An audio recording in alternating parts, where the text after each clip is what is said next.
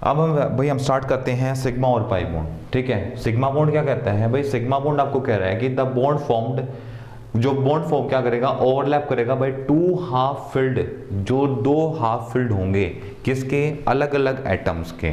ठीक है, वो ऑर्बिटल्स अलोंग देयर जो एक्सेस के अलोंग होंगे, know that in the sigma bond, जिसको हम जानेंगे भाई सिग्मा बॉन्ड के नाम से हिसाब से। या सिंपली लैंग्वेज में हम ये कह सकते हैं कि single bond is a sigma bond. भाई जिसके बीच में सिंगल बॉन्ड फॉर्मेशन होगी ना, वो बॉन्ड फॉर्मेशन किसकी होगी, वो आपके लिए सिग्मा बॉन्ड की होगी। ठीक है, उसमें हमें एक सबसे बात, एक दूसरी बात हमारे लिए जो इंपॉर्टेंट है वो और हम यहाँ पे डिस्कस करेंगे। ठीक है, वो क्या होगी वो भी देखो भाई, the bond form is overlap करेगा एक दूसरे को। ठीक है, for the two half filled atoms, यानी कि दो एटम के हाफ फिल्ड एक दूसरे को ओवरलैप कर जाएंगे। ओवरलैप करने से जो ऑर्बिटल होगा वो अलोंग देयर एक्सिस, वो एक एक्सिस के अलोंग होगा, और वो एक्सिस के जिस एक्सिस के अलोंग होगा ना, उसको हम क्या कहेंगे, सिग्मा बॉन्ड कहेंगे। ठीक है, और सिग्मा बॉन्ड हमेशा क्या होते हैं भाई, स्ट्रॉन्ग बॉन्ड होते हैं। सिग्मा बॉन्ड बेसिकली तीन तरीके की ओवरलैपिंग करता है। एक तो एस ऑर्बिटल खुद है तो खुद वाले के साथ करेगा, एक एस पी वाले के साथ करेगा, और एक इसमें पी ऑर्बिटल किसके साथ करता है, पी ऑर्बिटल के साथ। यानी कि एस ऑर्बिटल एस के साथ करेगा, एस ऑर्बिटल पी के साथ करेगा, और पी ऑर्बिटल पी के साथ करेगा, जिसके अंदर हमें जो देखने को मिलता है उसमें सिंगल बॉन्ड फॉर्मेशन यानी कि सिग्मा बॉन्ड फॉर्मेशन देखने को हमें मिलती है। फिर हमारे पास आता है पाई बॉन्ड। पाई बॉन्ड क्या कहता है, the bond formed by the, जो ओवरलैप करता है किसको, हाफ फिल्ड को, जो एटॉमिक ऑर्बिटल होता है, जिसको हम जानते हैं किसके बारे में, पाई बॉन्ड फॉर्मेशन के बारे में। अब इसको थोड़ा सा डेप्थ में जाके समझते हैं कि भाई होता क्या है और ये ओवरलैपिंग कैसे करते हैं। ठीक है, इसका सीधा सीधा फंडा ये है भाई, सिग्मा बॉन्ड जिसकी हम बात कर रहे हैं, इसमें आप जब एक केमिकल रिएक्शन करते हो, देखो अब तक हम क्या कर रहे थे, हमने अपने एटम्स को पढ़ा। एटम्स को पढ़ने का हमारा एक तरीका है। मान लो मैंने एक एटम उठाया कार्बन, अब इस कार्बन को आप फिजिकली पढ़ना चाह रहे हो, केमिकली पढ़ना चाह रहे हो, वो आप लोगों पर डिपेंड करता है। ठीक है, बट यहां पे मैं उसी एटम को पढ़ना चाह रहा हूं स्ट्रक्चरल फॉर्म में, स्ट्रक्चर फॉर्म में। ठीक है, अब जैसे मान के चलते हैं भाई, कोई भी एक ह्यूमन है, ठीक है, इंसान है, ठीक है, उसको हमें क्या फिजिकली आप देख के बता सकते हो, क्या इसका शेप है, क्या साइज है, क्या कलर है, क्या इसकी हाइट है, कितना इसका वेटेज होगा, वेट करके बता दोगे। ठीक है, केमिकली आप क्या करते हो, किसी का ब्लड सैंपल लिया, वो हमने टेस्ट किया, ठीक है, उससे हमें इंटरनल क्या चल रहा है, कौन सी ऑक्साइड चल रही है, डाइजेशन सिस्टम कैसे काम कर रहा है, वो इंटरनल चीजें आप लोगों को पता चल जाती हैं। ठीक है, अब उन्हीं चीजों को हमें उसका चाहिए, स्केलेटल चाहिए, स्केलेटल बेस पे आप पढ़ते हैं कि अंदर क्या एक्चुअल में इसका जो बॉडी स्ट्रक्चर बना हुआ है वो किस तरीके से बना हुआ है और वो किस पे डिपेंड कर रहा है, वो तो होगी लिविंग्स की बात। अब वही चीज हम बात करते हैं नॉन लिविंग के अंदर। ठीक है, तो भाई जैसे हम कार्बन के बारे में पढ़ रहे हैं कि कार्बन का एटॉमिक नंबर 6 है, कार्बन भाई हाइब्रिडेशन कितनी फॉलो करता है, या कार्बन भाई सिंगल बॉन्ड फॉर्मेशन करता है, या कार्बन नेचर में अपने दो कंपाउंड बनाता है, कार्बन डाइऑक्साइड, मोनोऑक्साइड। ये सारी बातें आपने जनरली फॉर्मेशन में जान ली। ठीक है, डॉट स्ट्रक्चर से आपने वो पढ़ लिया कि कैसे बनाता है। अब बात करते हैं कि भाई वो एक दूसरे के साथ ओवरलैप कैसे करते हैं। ठीक है, तो इसने बात की अलोंग द एक्सिस की। ठीक है, तो अलोंग द एक्सिस की बात ही मैं आप लोगों से करना चाहूंगा। ठीक है भाई, आपके पास ये दो एक्सिस होते होंगे आई थिंक सो, जहां तक मैं डिस्कस कर पा रहा हूँ। एक आपके पास एक्स एक्सिस और एक आपके पास है वाई एक्सिस। जब 3D के अंदर पढ़ेंगे तो जेड एक्सिस का भी यूज करेंगे, ऐसी कोई बात नहीं है। ठीक है, तो यहाँ पे ये जो चीज आपके पास निकल के आ रही है, ये वाला पॉइंट, यहाँ पे आपकी आई थिंक एक्स और वाई की वैल्यू लगभग 0 0 रहेगी। इसमें आप कोई भी चेंज नहीं कर सकते। ठीक है भाई, कोई बात नहीं। तो मैंने बात की, अब इस पे क्या होगा, कोई भी एक रेज पार्टिकल या कोई भी एक एनर्जी का पार्टिकल आके इससे टकराएगा। कहां से, आपके न्यूक्लियस से। जब इससे टकराएगा, ठीक है, तो भाई ऑलरेडी जब आपको पता है कि कोई भी एक एनर्जी काम कर रही होती है तो एक एनर्जी उसके पैरेलल में काम कर रही होती है। ठीक है, उसके किसी अपोजिट डायरेक्शन में उसको एक मीडियम प्रोवाइड करने की फॉर्म में वो काम कर रही होती है। आपको अच्छे से पता है जब आपकी इलेक्ट्रिकल एनर्जी काम कर रही थी, एग्जांपल के लिए हम बात कर लेते हैं, तो वहां पे मैग्नेटिक फील्ड जो काम कर रहा होता है, देखो इलेक्ट्रिकल एनर्जी की बात कर रहा हूं, इलेक्ट्रिकल एनर्जी के साथ साथ जो आपके पास मैग्नेटिक फील्ड होता है ना, वो उसके अंदर इनबिल्ट फॉर्म में होता है, ठीक है, एक दूसरे को क्रॉस कर रहे होते हैं। जब एक एनर्जी फॉर्म काम कर रहे होते हैं, दूसरे उसको एज ए कंडक्टर आपको सपोर्ट कर रही होती है, मतलब एक मीडियम प्रोवाइड करेगी और दूसरे उसको फॉलो अप करेगी काम करने के लिए। सेम हमारे साथ यहां पे होगा कि कोई भी एक पार्टिकल आके इस पॉइंट से टकराएगा तो क्या होगा, वो भाई रिफ्लेक्ट होगा अलग अलग डायरेक्शन के अंदर, ठीक है। तो हम क्या करेंगे, एक एवरेज प्रोबेबिलिटी निकाल लेते हैं, और वो हमने प्रोबेबिलिटी निकाल ली। अब मैं ये आपसे यहाँ पे बता रहा हूँ कि एस ऑर्बिटल के स्फेरिकल शेप होने का रीजन जो है वो क्या है, ठीक है। एक हमने प्रोबेबिलिटी निकाली और हम इसको एक डॉटेड फॉर्म में मेजर कर लेते हैं। इन डॉट्स को सभी को हम क्या करते हैं, मिला देते हैं एक दूसरे के साथ, और आपके पास आता है एक सर्कल डेवलप हो जाता है, ठीक है। तो ये भाई ये सर्कल आपको क्या बता रहा है, ये आपको ये बता रहा है कि probability to find out of charge particle, कि आज तक जो आप लोगों ने डिस्कस किया है और वही मैं आपसे कंटिन्यूअसली डिस्कस कर रहा हूं कि भाई ये मेरे पास एक न्यूक्लियस है, न्यूक्लियस के सराउंडिंग मेरे पास सेल है, ठीक है। अब ये सेल भी आ गई, अब इस सेल में आएंगे इलेक्ट्रॉन, ठीक है, और फर्स्ट सेल में आपको अच्छे से पता है इसमें आगे 2 इलेक्ट्रॉन। अब ये इलेक्ट्रॉन्स क्या करें कि ये 2 इलेक्ट्रॉन की क्या मैं आपसे पूछना चाहूंगा कि 2 इलेक्ट्रॉनों की ये पोजीशन क्या होगी, फिक्स, तो हम क्या कहेंगे, नहीं होगी। क्या मैं ये कहना चाहूं कि इन इलेक्ट्रॉन्स इसी सेल के सराउंडिंग, इसी पाथ पे वो क्या करते हैं, रिवॉल्व करते हैं, मूव करते हैं, क्या मैं ऐसा बोल सकता हूं? ये मेरा ऐसा बोलना भी क्या होगा, गलत होगा। ये भी क्या है, नो पॉसिबल, ऐसा भी क्या होगा, पॉसिबल नहीं होगा। ध्यान से सुनिए मेरी बात को, ठीक है। उसके बाद तो फिर पॉसिबिलिटीज हैं किस चीज की, तो पॉसिबिलिटीज जो यहाँ पे हैं वो ये हैं कि भाई ये रहा आपका सेंटर, ठीक है। अब क्या होगा, प्रोबेबिलिटी है क्या, देखो जो आपका ये पाथ है यहाँ पे probability to find out of charge particle means इलेक्ट्रॉनों की होगी मैक्सिमम। भाई मैक्सिमम टेंडेंसी है कि उनमें से मोर देन आपको इसी पाथ के अकॉर्डिंग मिल जाएंगे, ठीक है, क्योंकि हमारे मोस्टली रिफ्लेक्ट होके जो पार्टिकल आके रुक रहे थे ना, वो अप्रोक्सीमेटली इसी पाथ के साथ अटैच हो रहे थे, मोस्टली यहीं आके रुक रहे थे इसी पाथ पे, ठीक है।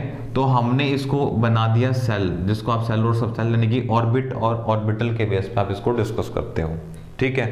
तो उसके पास मैक्सिमम टेंडेंसी थी। यदि किसी को फिर भी डाउट रहता है तो आपने 9th क्लास में ऑलरेडी डिस्कस किया होगा कि what is the difference between orbit and orbital, ठीक है।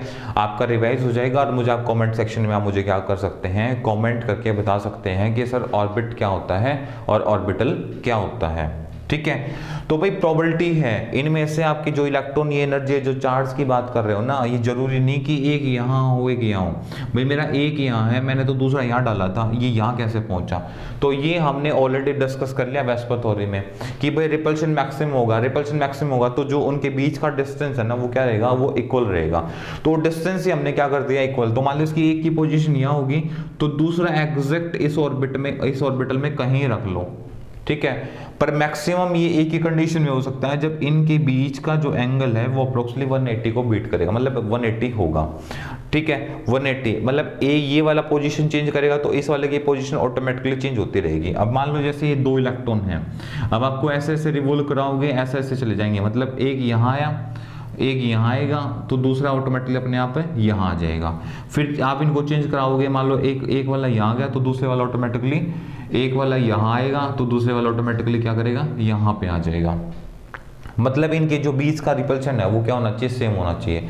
इस तरीके से तो ये क्या करेंगे, अपने पाथ को, अपने जो डिस्टेंस है उसको ही कवर करते रहेंगे, अपने अकॉर्डिंग रिवॉल्व करते रहेंगे, मूव करते रहेंगे उसके अकॉर्डिंग, तो ताकि इसके बीच में कोई डिस्टर्बेंस क्रिएट ना हो। बट इसकी position that not will be fix, इसकी पोजीशन फिक्स नहीं होगी। भाई प्रोबेबिलिटी 2 है कि इनमें से यहाँ ये वाला जो स्पेस है ना, यहाँ पे भी आपकी इलेक्ट्रॉन्स की पाए जाने की प्रोबेबिलिटी है, यानी कि चार्ज पार्टिकल की पाए जाने की प्रोबेबिलिटी है। पर आप जब सेल, सब सेल, ऑर्बिट और ऑर्बिटल की जब मैं बात करता हूं तो उस स्पेशली सेल में, उस स्पेशली सब सेल में, उस स्पेशल ऑर्बिट में और ऑर्बिटल में वहां पे टेंडेंसी थोड़ी सी, यानी कि इस एरिया के कंपेयर में, जो ये वाला पार्ट है इसके कंपेयर में इस एरिया पे वो प्रोबेबिलिटी बढ़ जाती है। तो इसलिए हम क्या करते हैं, जो एस ऑर्बिटल की जो शेप देते हैं वो हमारे पास क्या आती है, स्फेरिकल शेप। ठीक है, अब पी ऑर्बिटल की बात करता हूं, तो पी ऑर्बिटल में क्या होता है, ये डिपेंड करता है अलोंग द एक्सिस, क्योंकि पी ऑर्बिटल जो हमारा है वो डिवाइड होता है 3 पार्ट्स के अंदर होता है। ठीक है, इसको हम डिस्कस करते हैं पी ऑर्बिटल को डिस्कस करते हैं एक्स एक्सिस के अकॉर्डिंग, वाई एक्सिस के अकॉर्डिंग और जेड एक्सिस के अकॉर्डिंग, क्योंकि पी ऑर्बिटल हमारे पास जो बॉन्ड फॉर्मेशन करता है, यानी कि जो स्ट्रक्चर्स को फॉलो करता है, वो अकॉर्डिंग टू 3D स्ट्रक्चर्स भी बनाता है। जैसे हमारे पास पी ब्लॉक एलिमेंट होगी, लास्ट की कुछ सीरीज के एलिमेंट है, तो उनको जब हम डिस्कस करते हैं तो हमें 3D एलिमेंट्स की, यानी कि 3D स्ट्रक्चर्स को हमें डिस्कस करना होता है वहां पे। ठीक है, तो उस केस में जब हम बात करेंगे तो हमारे पास जो पी ऑर्बिटल होगा वो भी 3D स्ट्रक्चर भी बनाएगा, तो हमें इसको 3D भी फॉर्म में पढ़ना पड़ेगा। तो और ये हमारे पास आता है, वो आपको पता है ऑलरेडी 2D फॉर्म में आएगा। तो इसके बारे में तो एस ऑर्बिटल की शेप हो गई ये। ठीक है, अब ये क्या करेगा भाई, ये ऐसा किसी दूसरे के साथ रिएक्ट करेगा। अब वो कैसे पता चले कि जो इसका पता हमें कैसे चले कि भाई जब आपके एटम, यानी कि एक एटम रिएक्ट करेगा किसी दूसरे एटम के साथ, और ये दोनों एटम्स किसके होने चाहिए, एस सब सेल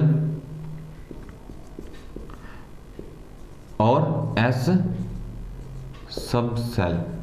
ठीक है, जब एस सब सेल और जब एस सब सेल वाले के साथ रिएक्ट करेगा, यानी कि एक एटम आपका एस सब सेल वाला हो, अगले वाला भी क्या होना चाहिए, एटम एस सब सेल का होना चाहिए, तो दोनों का जो स्ट्रक्चर होगा वो एस वाला होगा। जब एक एस ऑर्बिटल, ठीक है, किसी दूसरे एस ऑर्बिटल के साथ क्या करेगा, रिएक्ट करेगा, और जब ये दोनों क्या करेंगे, ओवरलैप करेंगे एक दूसरे को, मतलब जब ये इसके पास आया, ये इसके पास जाए, डजंट मैटर।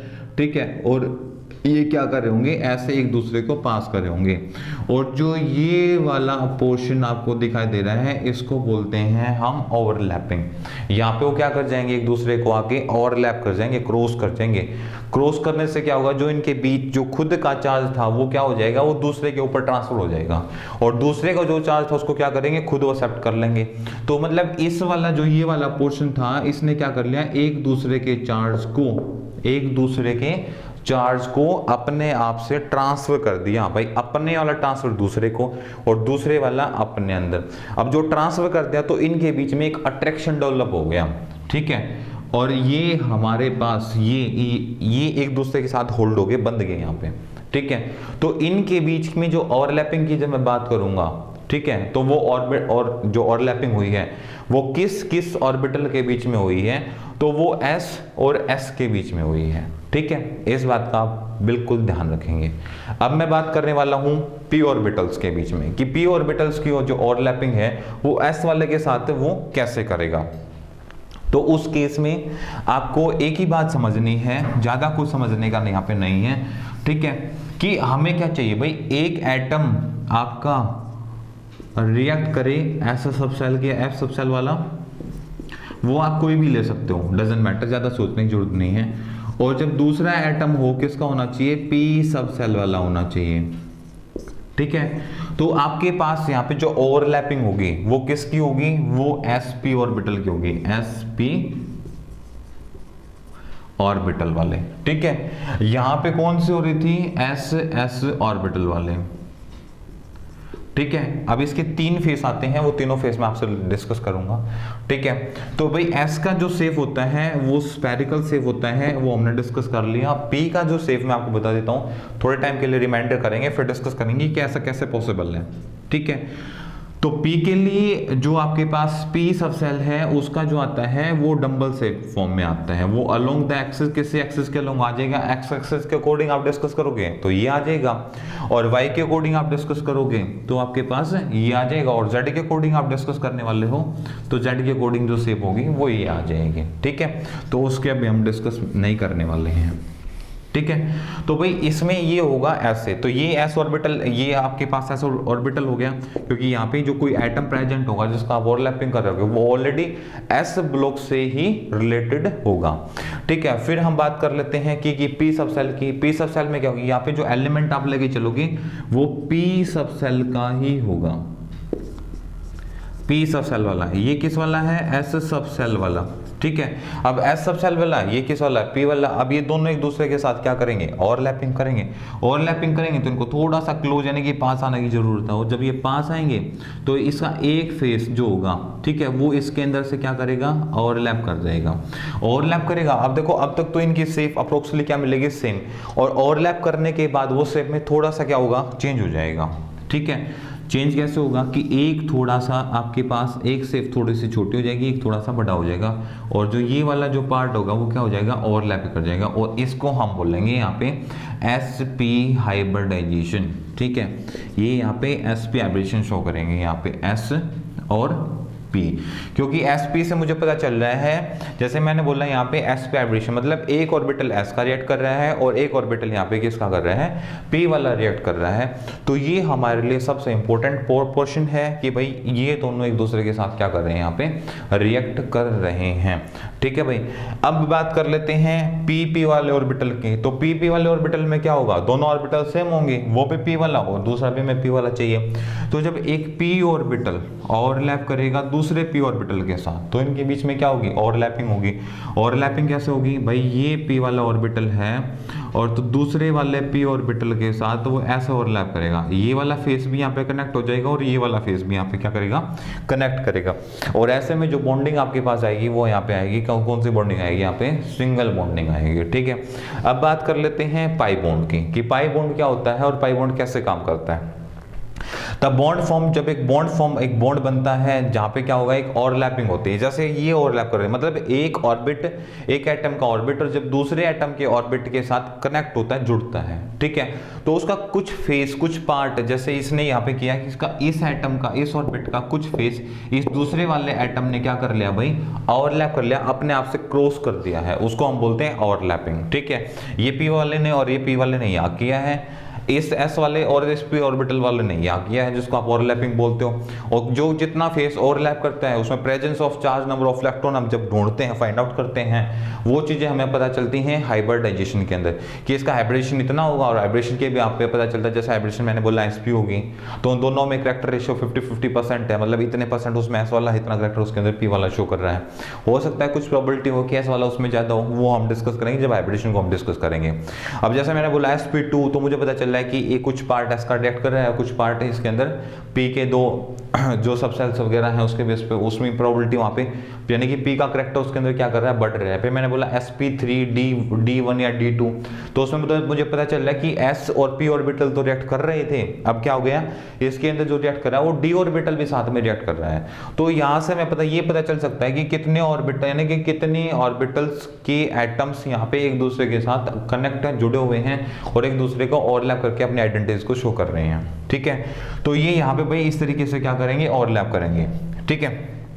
तो ये हाफ फिल्ड जो एटम्स ऑर्बिटल्स होंगे, जिनको हम जानते हैं कि जो बॉन्ड फॉर्मेशन होगा, जो एक दूसरे को जब ओवरलैप करेंगे, ठीक है, और वहां पे बॉन्ड कैसा बन रहा होगा, डबल बॉन्ड बन रहा होगा, तो उसको हम किस नाम से जानेंगे, पाई बॉन्ड फॉर्मेशन के नाम से जानेंगे, ठीक है। और इसके अंदर भी जो ओवरलैपिंग होती है वो सेम होती है जैसे डबल बॉन्ड फॉर्मेशन में होती है, ठीक है। और यहाँ पे बेसिकली ये डबल बॉन्डिंग या पाई बॉन्डिंग आपको किन के अंदर मिलेगी, ग्रुप नंबर 16 वाले जो एलिमेंट है वो सबसे ज्यादा टेंडेंसी रखते हैं पाई बॉन्ड फॉर्मेशन करने के।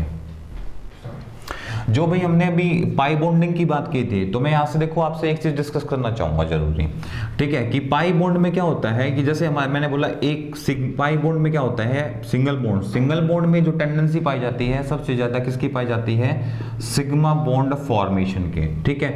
जब मैं डबल बॉन्ड की बात करता हूं, जब मैं ट्रिपल बॉन्ड की बात करता हूं, तो डबल बॉन्ड में क्या होगा, ये जो ऊपर वाला बॉन्ड है ये रिप्रेजेंट करेगा सिग्मा बॉन्ड को,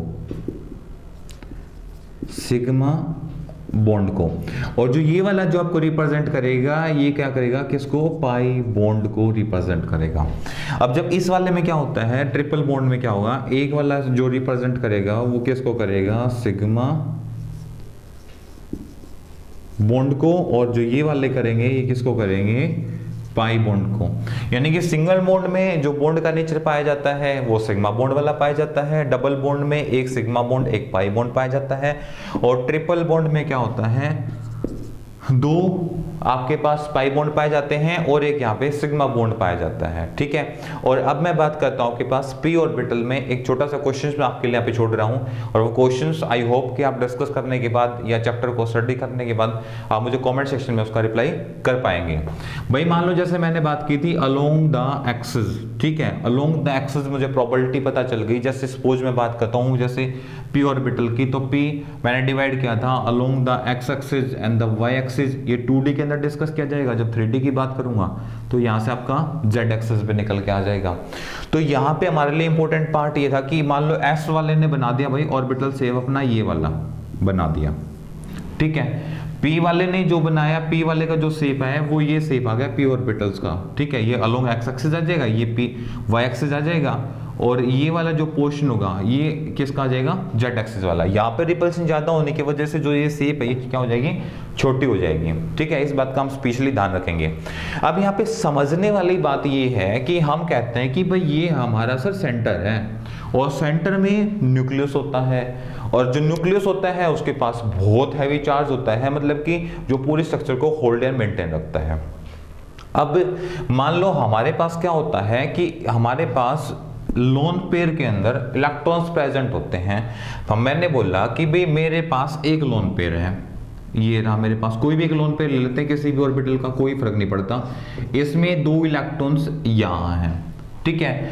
और जब ये ओवरलैप करना चाह रहा है किसी दूसरे के साथ, ठीक है, ये ओवरलैपिंग करना चाह रहा है किसी दूसरे ऑर्बिटल के साथ, तो मैं आपसे ये डिस्कस करना चाहूंगा जबकि ये वाला पोर्शन इस वाले के साथ ओवरलैप करेगा तो नंबर ऑफ इलेक्ट्रॉन कहां से लेके आएगा, क्योंकि यहाँ पे तो मुझे दिख नहीं रहे कोई इलेक्ट्रॉन्स उसके पास प्रेजेंट होंगे। और यदि इसके पास 2 इलेक्ट्रॉन प्रेजेंट हैं तो इन 2 को या तो ऊपर लिख लो या इन 2 को क्या करो आप नीचे लिख लो। अब ऐसा तो पॉसिबल, क्या ऐसा पॉसिबल हो सकता है? अब ये 2 इलेक्ट्रॉन्स यहाँ पे होंगे और 2 ही आप इसके अंदर क्या करोगे, यहाँ पे प्रेजेंट कर दोगे। तो इस लोन पेयर के पास तो सर जी इस ऑर्बिटल के पास तो 4 इलेक्ट्रॉन हो गए, 4 इलेक्ट्रॉन्स, और 4 इलेक्ट्रॉन्स एक लोन पेयर के पास होना पॉसिबल नहीं है क्योंकि वो मैक्सिमम 2 ही बॉन्ड बना सकता है। इस बात का आप ध्यान रखेंगे, 2 ही बॉन्ड बना सकता है, एक ही पाई बॉन्ड बनाएगा जब ये दूसरे लोन पेयर के साथ क्या करेगा, दूसरे लोन पेयर के साथ ये जब बॉन्ड फॉर्मेशन करेगा। तो ये बात हमारे लिए बहुत ही इंपॉर्टेंट पॉइंट है, ध्यान रखना है यहाँ पे। दूसरा कि अब जब मान लो ठीक है ये वाला फेस जब इसका ओवरलैप करेगा, ठीक है, तो यहाँ पे तो इलेक्ट्रॉन है नहीं, तो क्या इलेक्ट्रॉन वो सेंटर से क्रॉस करके आएंगे, और यदि सेंटर से क्रॉस करके आएंगे तो सेंटर में जो चार्ज है वो कहाँ गया, ठीक है। और क्या सेंटर का चार्ज यानी कि जो आपके न्यूक्लियस का चार्ज होता है वो इतना कम होता है या उससे इतना कम होता है कि उससे इलेक्ट्रॉन इजीली से पास कर जाते हैं, या आपके पास जो सेंटर में जो चार्ज है वो क्या करता है इलेक्ट्रॉन को पास करने में ऐसी कुछ हेल्प करता है, ऐसा कुछ है? तो आप मुझे सिर्फ इतना बताएंगे कि ये ओवरलैप कैसे करते हैं, ठीक है। और कुछ इसके हिंट पॉइंट मैं आप लोगों को बता देता हूं कि भाई आपके न्यूक्लियस के अंदर नो चार्ज, वहां पे कोई चार्ज नहीं होता, एंड देन वो एक काम करता है ब्लैक होल की तरह, ठीक है। पर वहां पे क्या होता है कि जब वहां से कोई एनर्जी वैक्यूम उस ऐसे स्पेस में जाती है, ऐसी जगह में जाती है, तो वहां से क्या होता है एनर्जी कुछ माइक्रो सेकंड के लिए वहां पे पॉसिबिलिटी होती है एक एनर्जी की फाइंड आउट होने की, मतलब वहां पे एनर्जी लॉन्ग टर्म तक रुक नहीं सकती, वहां पे बहुत हाईली स्पीड होती है। मतलब कोई बाहर से रिच पार्टिकल आएगा, सडनली इसे टकराएगा, स्ट्राइक होते ही वो यहाँ से रिवर्ट लेना स्टार्ट कर देगा, और जैसे ही वो यहाँ से रिवर्ट लेगा तो उसका जो टाइम ड्यूरेशन रहेगा ना वो बिल्कुल माइक्रो सेकंड के अंदर रहेगा। तो हमें ऐसा फील होगा कि इसके सेंटर में कोई एक ऐसी हैवी बॉडी है कि जो क्या कर रही है, जो इसको वहां पे रुकने नहीं दे रही, ठीक है, जिसने इसको क्या कर दिया यहाँ से रिफ्लेक्ट कर दिया, बाहर फेंक दिया है। बट ऐसा कुछ भी पॉसिबल नहीं है, ऐसा नहीं है, ऐसा नहीं होता।